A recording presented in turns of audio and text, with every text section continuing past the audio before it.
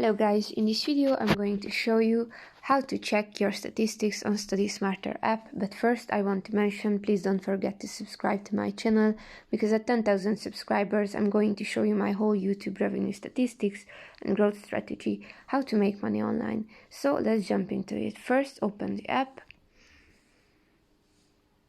Now on the bottom you can see some icons and tap on the fourth one.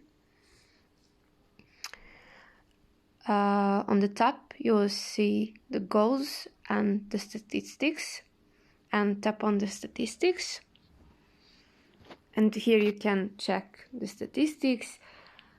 Down below you can see the icon, it says all study sets. You can tap on it and you can choose from your study sets, for example mathematics, and you can see how many hours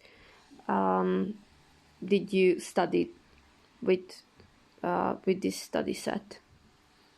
That's pretty much it for this video. I hope it was helpful for you. If it was, please consider subscribing, and see you in the next one.